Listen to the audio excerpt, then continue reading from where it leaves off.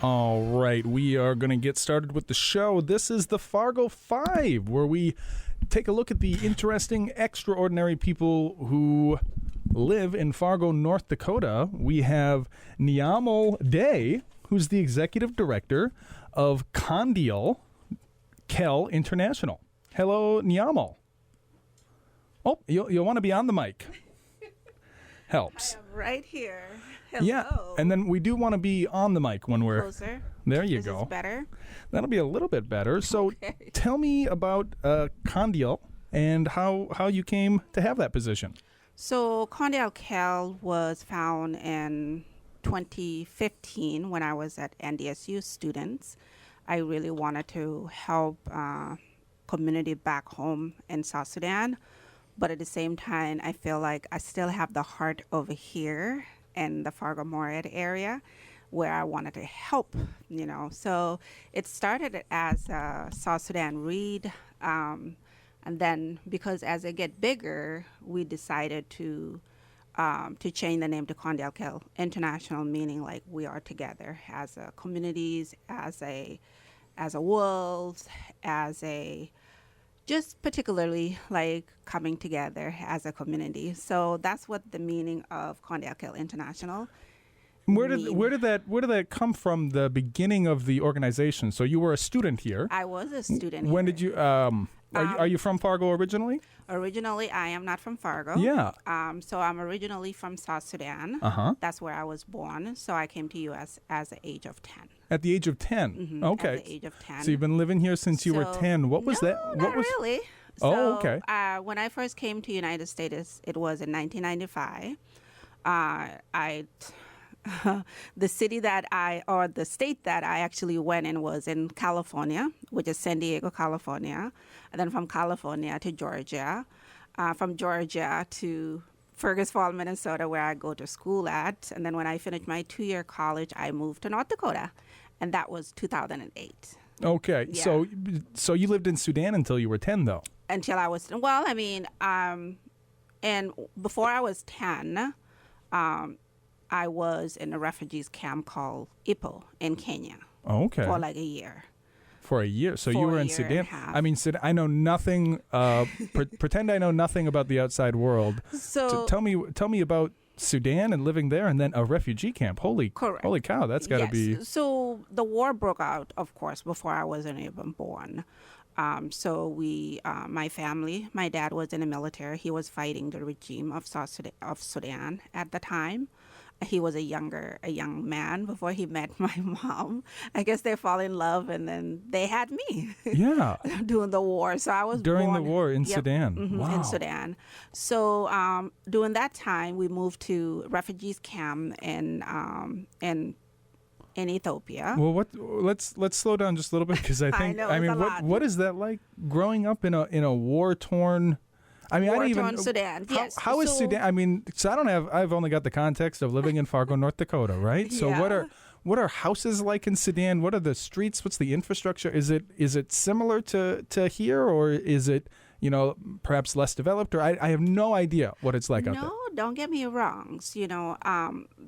The place that I knew was hut houses, a little bit of constructions, like British building at the time, but not so much. So I was born in a hut house, and a ton of cattle, like cows. Yeah.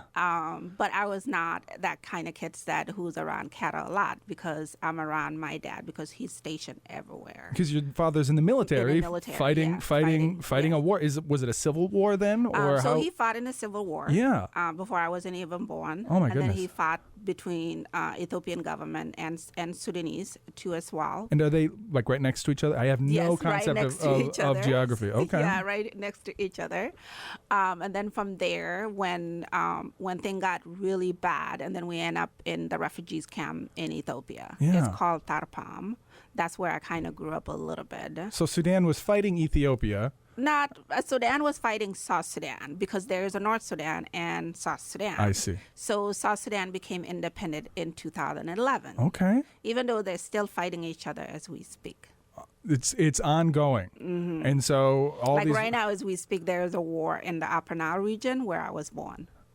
I'm so sorry to hear. It's I'm okay. sure you have family back there, and that I has do to be. have family. A couple of them are already killed, but I'm so sorry to hear. It's okay. I've got a lot of family, and I don't think of them often, but I know that they're well. It must weigh on you heavily to know that they're out there and still continuing to struggle. correct. And that's been something probably you've dealt with your whole My life. whole life, yes. Yeah. And then you moved to the refugee camp for a year. What's it like living Well, in a camp? The refugees they camp, say it wasn't camp. easy. I mean, camping sounds like, when you say camping, camping sounds like fun, right? CAMPFIRESONG song, right? It's a lot of fun, but Yeah. a refugee camp doesn't sound like fun, right? Like, Correct. what's that experience like? It's a lot. It's a lot to take in, because you had to walk barefooted, of course. I Of course. left from Sudan at the time. Now it's South Sudan. Yeah. Walking almost 10,000 to 2,000 or 3,000 miles Wow. compared as a young kids. Uh-huh. So it wasn't that cup of cakes. No. It's rough. There's a lot of wild animal, of course. Oh. There's snakes, crocodile while you crossing over the river, and so forth. So it wasn't easy as like any normal kids. From And America face. again, when I think camping, are you sleeping? What are your living conditions? What kind Our of living living quarters do you have? A conditions- bed or a cot or on the floor? We live in a hut house, so And what is there's that? no bed, of course. Okay, you had said that before. A Yeah. hut house, HUT hut. Yep. Okay. HUT. Yeah. So Yeah. like. So it's like paint the picture of that. Is that like so made out of? It's like grass? made out of mud and Wow. wood. Wow. So and then they just make it very nice and beautiful. Like As nice very as they clear. can. Sure. Like the top of this table right here. Uh-huh. So and then you put your blankets or But the house itself is probably. it's built with kind of like tree. But it's like one room. Correct, one room. So it's not like a house No, with like it's not like a bedrooms hut and a living house room. where there's a toilet, Yeah. there's a hot water. It's like a permanent tent. Correct. Really, right? Yeah. Yeah. And that's so you're living in that. I live in that. In the camps. And sometimes the water are definitely not the exciting water you can drink. No. And then sometimes you had to walk for a very long time. mean, to go fetch the water, of course. I just want the listeners to take a second. No, it's okay. And just kind of the word you said was the exciting water you can drink. Of course, Yes. if you're And growing that's up one of the reasons why in that drinkable water is exciting. We get to have a lot of like individual, like a kid like myself. I end up with malaria and typhoid. Oh my and goodness! all the So you other had malaria. Of course I did. Of course you malaria. did. Mosquitoes are like the number one killer of human beings. Of course. People are There's afraid a of lot sharks. mosquito. Yep. People are there's a afraid of lot sharks. You mosquito. should be afraid of mosquitoes. Well, I think they do have shark. It's the mosquitoes that'll get you. So, Yes. wow. And so, what was it like when you knew you were leaving and you were getting to come to the United States of America, right? That had to be, what was that like? Do you remember being 10 years old and being told? What was Don't forget, I didn't speak English too at that point? at that time. Yeah. Yeah, Oh, I didn't wow. speak English And at so all. who told you? Do you remember being told we're moving to the United States or how that came? Like, what was that? My aunt, because during the war we got separated. I got separated with my family. Mm-hmm. My mom went separate way. My dad was in the war. Wow. So basically, it was, my aunt from my mom's side came and got me where I stay at with my stepmom. So she collect both of us, me and my cousin, and my uncle. So 4 of us, we left and came to Kenya, where we got detained by Kenyan government. Okay. And this was on a plan to go to the United States, or you were just like, This we was are a plan. We we're are out of the going to Kenya. Kenya was the Kenya. plan. So you Correct. didn't. Kenya you was didn't, the plan. You didn't at that point know you were Correct. landing in the U.S. Okay. Correct. No, I mean my aunt did, but we didn't. We just know that we're coming with her. Oh, okay. So and then from there. And you're like not 10 years old. No, Like this- I probably was around. Nine That and a was half. 9 and a Yeah, half, yeah, or yeah. even like 8 and a half somewhere. Oh, okay. Okay. you know. Yeah. But like a So- third grader, like trying to picture Just trying to picture everything. It wasn't, running. It wasn't a cup of tea. I can tell you that. I'll bet. So and I think my son is enjoying it too. So it was a roller coaster where we get to be detained by the Kenyan government, of course, and then from there we had to buy, how can I say it?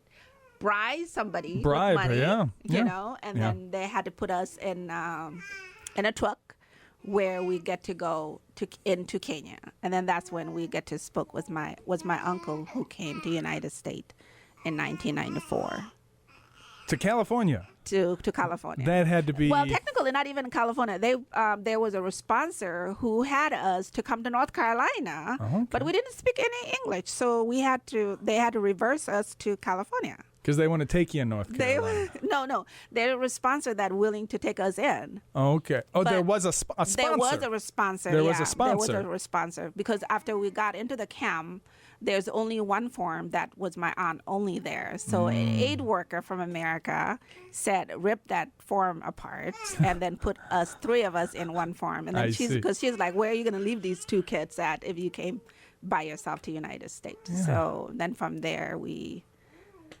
thank God, that aid worker was able to get that form, to put it together for us. And then we got vaccinated, as a young kid to come to the United States. Yeah. Because I just want to put it out there. People don't just come to the United States without vaccines and all of that. Well, they put you through all kinds of hoops. They put you through all kind of hoops that you can ever get. 100%. But as a child, they didn't put me all through all kind of hoop like everybody, like an older adults, So they just give us a shot, that they. But I'm that sure everything you went through and all, living in huts and war and refugee, you probably would have. And then there's a war too with everything that you can ever imagine, and bomb everywhere. Yeah. You probably would have crawled through broken glass to get away from that, and then you moved to the shining city on the hill. America must have seemed very.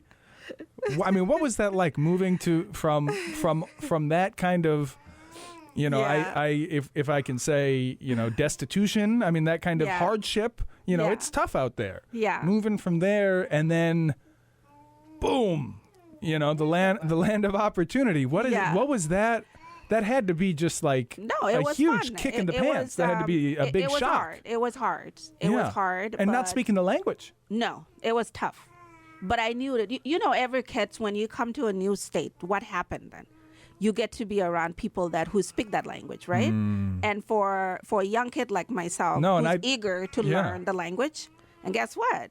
I learned that in a month. You figured it out. Oh, yeah, I had to figure it out. You figured it out. I had to figure it out because and then I got involved into heavy sport. I get to run track as 7th grader. Didn't speak no English because I was so good in running. And then my coach welcomed me with open arm, and he's willing to teach me, help me with my homework. This is back in California. That was back in California. Yeah. And then I even tried out for a basketball team in my 9th grade. Yeah. It was fun. Yeah. Yeah, it was fun. But it was a lot of work. And then now you left California. You've traveled all around the United States. Yep, you land to Georgia. You land in North Dakota eventually for school. You went to NDSU for school. I went to school. NDSU. Yeah. So what were you going for there? So I was going for pre-med at the time. Yeah. I want to be a medical doctor. Of course. And I still probably will do. Yeah. Sooner or later when I get old. What an opportunity there, right? Yes. Yes. And so you're going for pre-med, and where does the idea of because Dondial Kel International, that's your organization. That is my organization. That's you got a baby in the studio with us right now. Yes, I'm sure we people do can have hear. But before you had this baby, you had Dondial first, right? No, I had another one. Oh, okay. Okay, so you've got 2 human babies and one organization. One who you got 3 children. Just turned to be an adult. Oh my! Okay, wow! Oh wow! Wow! Yeah, wow! She just graduated high school last year. Oh my! Mm-hmm. You must have been quite young when you had her. I had her young. Yeah. But we went through the whole school together. Wow. Because I ended up with my master with her. Yeah. Oh, yeah. That's beautiful. And now I'm just starting all over. And it's once you get rid of the kids, it's a new chapter, right? It's a new chapter. I've got 3 kids of my own. I'm looking for right now. I'm in that space where I got a lot of kids. Yeah. I'm tired, but it is fun. So okay, wow. So you land in because that's when you began Dondial though at NDSU, right? Because I want to collect that story, and we're very short on time, and I know you had an event that you wanted to talk about as well. So we're not going to get to be able to do the whole show because we've only got maybe another 10, 15 minutes left. Yes. So what I want to focus in on now, because I think there's an amazing story about growing up in Sudan. I think most Correct. people have no conception. They have no idea. They have no idea. Maybe they have a little bit of ideas, especially individuals that are in political worlds. They have a little bit of ideas. But for individuals that like younger age, like us, maybe nowadays some of them are in tune of what's going on around the world. You know, I don't know if it is. People talk about lived experience, and I think that's what's more. I think either you've had personal experience. With hardship and poverty. Correct. Or you haven't.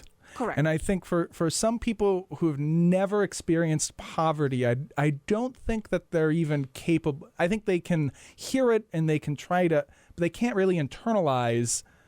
And how I describe it is like how far down you can go. Like you think like, oh, you know, I might miss a meal or I might, you know, not be able to afford the new iPhone or whatever. And like, oh, that'd be a real hardship if I couldn't afford the new But no. It can get worse. Yeah. And then like once you realize it can get worse, you realize it can get even worse from that. Correct. And even worse from that. Yeah. And, you know, I've experienced some pretty hard poverty myself in Fargo, North Dakota. So it's nothing like what you've experienced, right? But like I find it's difficult for people who have had more privilege than me it's hard for them to relate when I explain the poverty or the hardships that I've had in my life. Because they don't know. They have no idea how far down it can go. Correct. But your level of is a different story.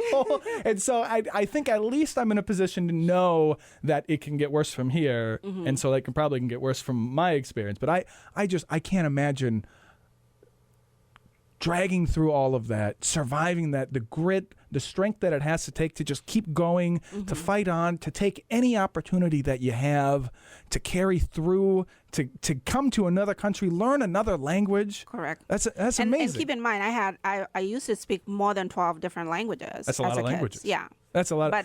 But because there's not a lot of individuals that are speaking over here those type of languages, I can only remember like 4 or 5 of them. But be honest, are they all different languages? Are they all really similar? Is it like Spanish and Portuguese? Are you cheating? Are you cheating? No, I'm not cheating. I'm not cheating, but I'm doing pretty well off of it. I'm being silly. No, it's okay. So I want to.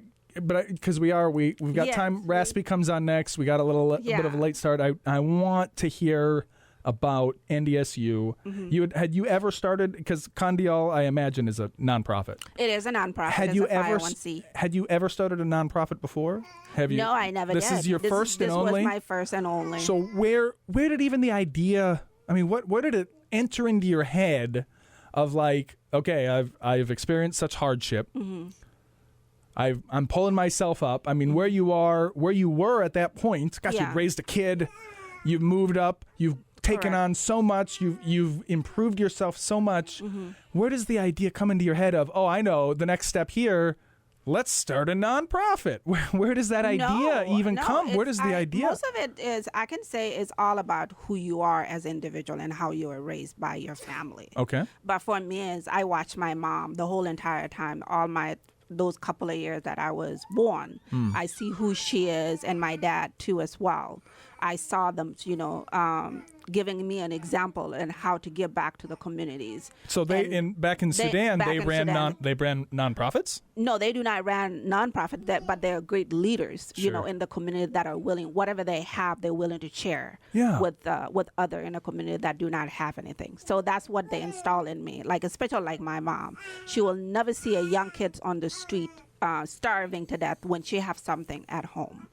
That's the same thing as me saying that it broke my heart when I see a young kid or even an older adults, starving on the street. I rather share the food that I have or whatever information that I have with that individual, because you never know what tomorrow will bring.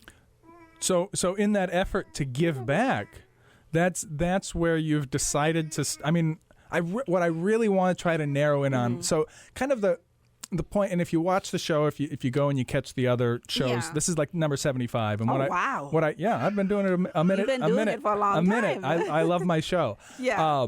And kind of the mission. It's a personal mission for me is to like understand. Like I said, people have a hard time understanding my background, right? And I want to try to understand everybody's background and how it is that they became who they are, and then if I wanted to be like them.